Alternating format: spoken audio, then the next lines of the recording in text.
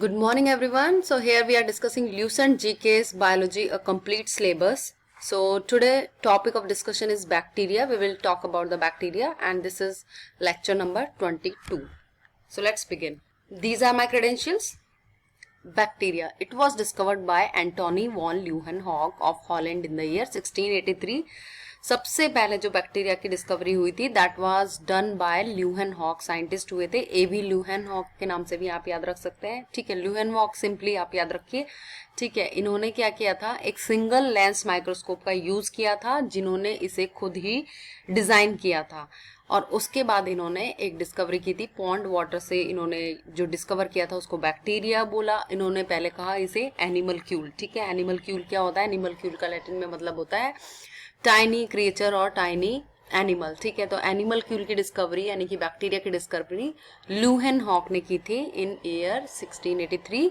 इसलिए ल्यूहेनहॉक को कहा जाता है फादर ऑफ बैक्टीरियोलॉजी, जो father of bacteriology because of his discovery. Basically इन्होंने डिस्कवरी की थी बैक्टीरिया की, इसलिए इनको फादर ऑफ बैक्टीरियोलॉजी का। बैक्टीरियोलॉजी क्या होता है? जिसमें बैक्टीरिया की स्टडी की जाती है। ठीक है, in which we study bacteria. In the year 1829 Ehrenberg called it bacteria. अब देखिए, जो डिस्कवरी की थी उन्होंने इसकी डिस्कवरी बैक्टीरिया की थी, बट उन्होंने इसे टाइनी एनिमल कहा, एनिमल क्यूल। इन्होंने अभी तक नाम नहीं रखा था कि इसका नाम बैक्टीरिया होगा। ठीक है, बट 1829 में जब एक साइंटिस्ट आए एरनबर्ग, उन्होंने इसको नाम दिया बैक्टीरिया। ठीक है, इन्होंने इसे नाम दिया bacteria. The year 1843 to 1892 Robert Koch की जो डिस्कवरी थी, उन्होंने सबसे पहला जो बैक्टीरिया डिस्कवर किया था ट्यूबरक्लोसिस डिजीज का। ठीक है, ट्यूबरक्लोसिस का जो बैक्टीरिया होता है उस बैक्टीरिया और ट्यूबरक्लोसिस डिजीज। ट्यूबरक्लोसिस कौन सी डिजीज होती है? टीबी की डिजीज जो होती है उसको हम कहते हैं ट्यूबरक्लोसिस। ठीक है, लंग्स की जो डिजीज है वो किस बैक्टीरिया के कारण होती है? ट्यूबरक्यूलोसिस बैक्टीरिया के कारण होती है। तो उसकी डिस्कवरी किसने की थी? रॉबर्ट कॉच ने की थी। तो ये भी हमें बहुत इंपॉर्टेंट है यहाँ पर तीनों। फर्स्ट नाम ये Leeuwenhoek is very important that he discovered first time bacteria, but later it name was given by Ehrenberg. और रॉबर्ट कॉच ने कौन सा बैक्टीरिया ढूंढा था? ट्यूबरक्लोसिस डिजीज को जो कॉज करता है। ठीक है, The year 1892 Louis Pasteur discovered the vaccine of rabies and pasteurization of milk. Louis Pasteur ने क्या किया था? रेबीज का टीका ढूंढा था। ठीक है, वैक्सीनेशन ऑफ रेबीज का डिस्कवर किया था, एंड पास्चराइजेशन ऑफ मिल्क, जो मिल्क का पास्चराइजेशन होता है उसके बारे में उन्होंने बताया था। So I don't know why they have given this information here. Louis Pasteur discovered the vaccine of rabies. क्योंकि ये बैक्टीरिया से रिलेटेड टॉपिक चल रहा है, तो यहाँ पर इन्होंने रेबीज की बात की है। Rabies is a virus borne disease. ठीक है, वायरस से होने वाली बीमारी है, लेकिन इसको जो इसका टीका, जो वैक्सीनेशन इसका डिस्कवर किया था, that is done by the Louis Pasteur. एक साइंटिस्ट थे, उन्होंने इसकी डिस्कवरी की थी। बट यहाँ पर इनकी ये डिस्कवरीज दी हुई है। ठीक है, लुइस पास्चर की। One is the he discover the vaccine of rabies. Rabies का इन्होंने जो कुत्ते के, जो स्ट्रे डॉग के काटने से होता है, ठीक है, उस डिजीज के बारे में इन्होंने वैक्सीनेशन बताया था। और सेकंड डिस्कवरी थी इनकी pasteurisation of milk, that is related with the bacteria only. ठीक है, तो ये हम आगे पढ़ेंगे कैसे पास्चराइजेशन होता है मिल्क का। बट डेफिनेशन के लिए हम जान लेते हैं pasteurisation of milk. Pasteurisation is a process of heating milk, एक पर्टिकुलर टेम्परेचर पे हीट करना मिल्क को, और उसके बाद उसके पैथोजेंस जितने भी उसमें बैक्टीरिया होते हैं सभी को डिस्ट्रॉय करना होता है। ठीक है, तो हम लेटर पढ़ेंगे। On the basis of shape bacterias of different type, जो बैक्टीरिया की शेप होती है उसके बेसिस पे बैक्टीरिया को डिवाइड किया गया। ठीक है, एक bacillus shape, this is rod like cylindrical. ठीक है, एक बैसिलस होता है जो रॉड लाइक होता है, सिलेंड्रिकल होता है। ठीक है, नाउ राउंड एंड कोकस, जो कोकस होता है वो राउंड होता है। ठीक है, round and smallest bacteria. Comma shaped vibrio cholerae का एग्जाम्पल आप याद रख सकते हैं, कॉमा शेप होती है इसकी। ठीक है, and spirillum is a spring और screw shaped. I will show you the shapes of bacteria, right? So here you can wait and now look at this picture. Cocci और कोकस, ठीक है, जो राउंड शेप होते हैं, तो यहाँ पर कोकाई की शेप्स दिखाई हुई है। डिप्लोकोकस यानी कि दो कोकाई है, इसमें दो कोकाई जुड़ी हुई है। एग्जाम्पल है स्ट्रेप्टोकोकस न्यूमोनियाई। जस्ट आप वैसे नाम याद रखने की जरूरत नहीं है, बट हाँ कुछ एक पर्टिकुलर नाम आप याद रख सकते हैं। जैसे कोकाई मीन्स हो गया रॉड, राउंड शेप। ठीक है, कोकस राउंड हो गए। ये स्टेफाइलोकोका इस तरह से बंच में दिखता है। टेट्राड होते हैं, ठीक है, कुछ चार की फॉर्म में होते हैं। यहाँ पे स्ट्रेप्टोकोकस है, बहुत सारे कोकस दिख रहे हैं एक साथ चेन की तरह।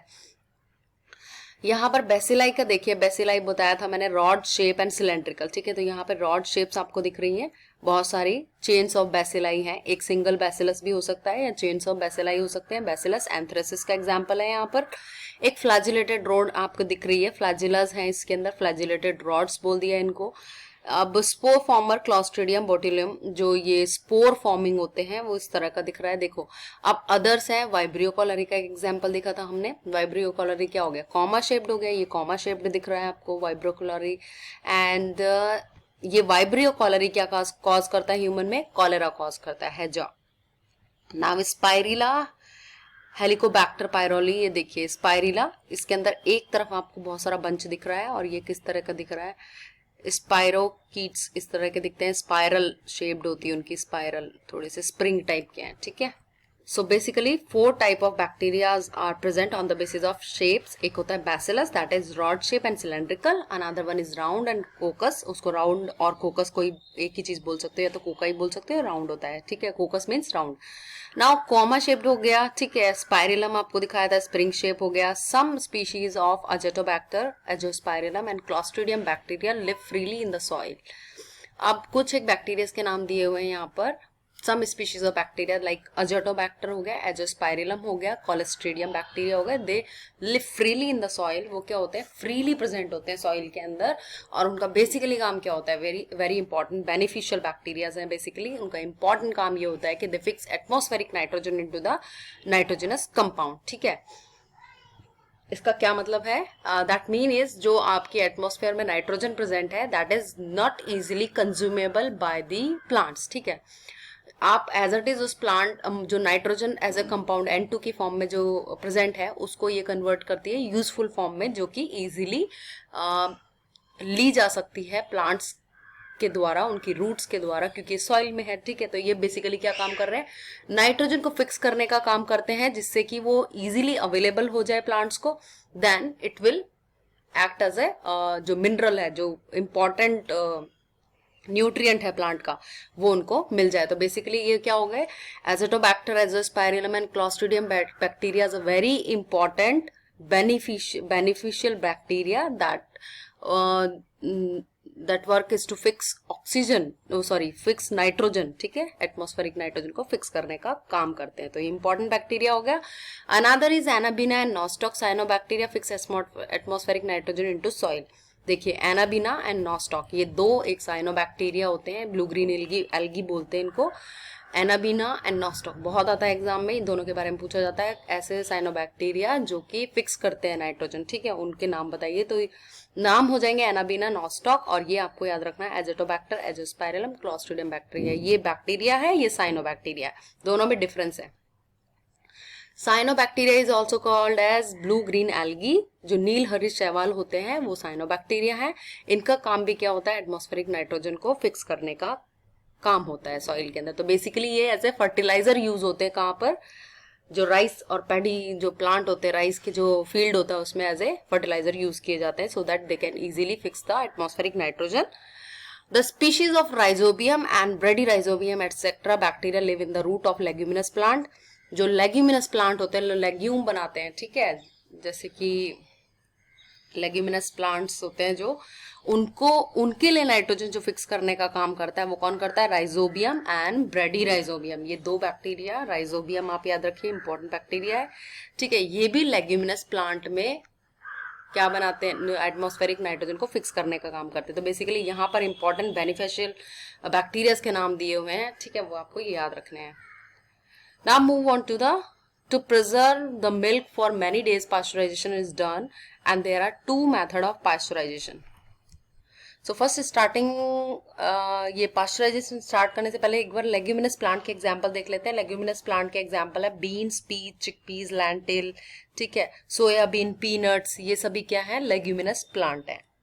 Now to preserve the milk for many days pasteurization is done. अब pasteurization क्या होता है, बेसिकली pasteurization एक ऐसा प्रोसेस है जिसके अंदर हीटिंग से जो मिल्क और मिल्क से रिलेटेड जो प्रोडक्ट्स होते हैं उनको प्रिजर्व किया जाता है for many days by removing all the bacteria, by killing all the pathogens, ठीक है। तो हीटिंग के प्रोसेस से किल करना बैक्टीरिया को, उसके बाद उसको प्रिजर्व करना, ठीक है, ये क्या हो गया, पाश्चराइजेशन कहलाता है। Now there are two type of pasteurisation, दो तरीके से किया जाता है। एक लो टेम्परेचर होल्डिंग मेथड, जिसके अंदर लो टेम्परेचर होता है। लो टेम्परेचर होल्डिंग मेथड देखते हैं सबसे पहले। Milk is boiled at 62.8 degree Celsius for 30 minutes, ठीक है। 62.8 डिग्री सेंटीग्रेड टेम्परेचर दिया जाता है मिल्क को 30 मिनट तक, ठीक है, so that they can easily kill all the bacteria. एक high temperature short time method है। अब देखिए यहाँ पर लॉन्गर पीरियड है, 30 मिनट ज्यादा है, बट लो टेम्परेचर है 62.8।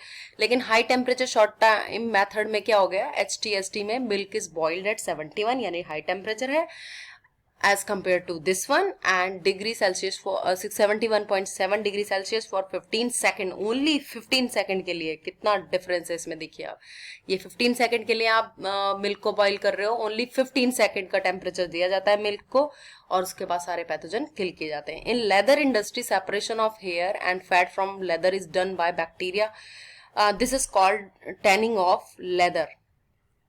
देखिए लेदर जो होता है, लेदर कैसे बनता है, जो स्किन होती है उसमें क्या होता है, जो स्किन के अंदर जितने भी हेयर होते हैं या फैट होता है, उन सबको कैसे रिमूव किया जाता है, with the help of bacteria. So basically इसमें टैनिंग इंडस्ट्री में क्या होता है, टैनिंग का मतलब बेसिकली आप समझ गए, हेयर को रिमूव करना और फैट को रिमूव करना। तो किस प्रोसेस से होता है, वो एक बैक्टीरिया यूज होता है, इसमें बैसिलस सबटिलिस कह सकते हो, या एस्परजिलस फ्लेवस हो गया, और एस्परजिलस तो ये तो फंगस हो गई है, लेकिन बैसिलस सबटिलस जो होता है, that is the bacteria which is used basically for tanning industry to remove the hair, dehairing जो कहते हैं जिसको, जिसमें हेयर रिमूव किए जाते हैं, फैट रिमूव किए जाते हैं, उसके बाद उसको लेदर बनाया जाता है, ठीक है।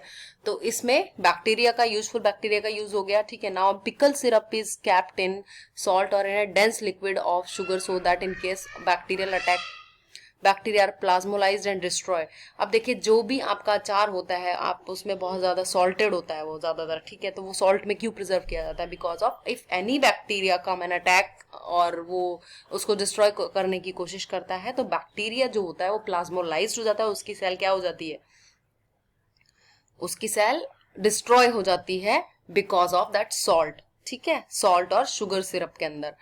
इसलिए ही हम बैक्टीरिया, जैसे बैक्टीरिया जहां होता है वो इजीली ग्रो नहीं करता सॉल्टी एनवायरनमेंट में और शुगरी एनवायरनमेंट में, ठीक है। तो प्रिजर्वेशन होता है इसे लॉन्ग टाइम के लिए। अब आप सोच रहे होंगे कि कैसे प्लाज्मोलाइसिस होता है। प्लाज्मोलाइसिस का मतलब क्या होता है, सेल का फट जाना, ठीक है। अगर बहुत ज्यादा सॉल्ट कंसंट्रेशन होगी उसके अंदर, अगर बैक्टीरिया डाल दो, तो बैक्टीरिया क्या करेगा, उसका सारा का सारा जो वाटर होगा दैट इज रिमूव्ड आउट, वो पानी कहाँ चला जाएगा, हायर कॉन्सेंट्रेशन की तरफ चला जाएगा, ठीक है। और हायर कॉन्सेंट्रेशन की तरफ चला गया तो क्या हो गया, आपका बैक्टीरिया की प्लाज्मा मेम्ब्रेन आपकी इजीली डिस्ट्रॉय हो जाएगी, ठीक है। Now in the cold storage object are kept at low temperature -10 degree Celsius to -18 degree. Cold object में भी रखकर आप अपने स्टोर कर सकते हो ऑब्जेक्ट को। बहुत ज्यादा माइनस में टेम्परेचर होगा तो वहां बैक्टीरिया सर्वाइव नहीं करेगा, ठीक है। Now next is mycoplasma, smallest known prokaryotic cell causing pleuropneumonia, it is called as PPLO। सबसे छोटा जो स्मॉलेस्ट नोन बैक्टीरिया है वो क्या है, PPLO। PPLO का मतलब हो गया प्लूरो न्यूमोनिया लाइक ऑर्गेनिज्म, ठीक है, PPLO। It is use to describe, जो माइक्रोप्लाज्मा होते हैं उनको डिस्क्राइब करता है। स्मॉलेस्ट ऑर्गेनिज्म है with the size of 0.1 to 0.3 0.01 to 0.033 millimetre ठीक है। तो बहुत छोटा होता है, प्लस इसमें क्या फीचर्स होते हैं इसके ऊपर जो होती है सेल वॉल नहीं होती, ठीक है। तो सेल वॉल नहीं होती और डायरेक्टली क्या होती है, सेल मेम्ब्रेन होती है। तो आपको ये चीज इसकी याद रखनी है। सबसे स्मॉलेस्ट जो माइकोप्लाज्मा, सबसे जो smallest bacteria that is mycoplasma, ठीक है। अगर माइकोप्लाज्मा आता है तो you can tick on mycoplasma. अगर PPLO लिखा आता है दैट इज ऑल्सो करेक्ट। और pleuropneumonia same thing, pleuropneumonia like organism, ठीक है। इसी को हम कहते हैं mycoplasma, that is the smallest known prokaryotic cell और बैक्टीरिया, ठीक है। So friends, I am stopping my video here and we will do plant morphology in our next video. Thank you very much.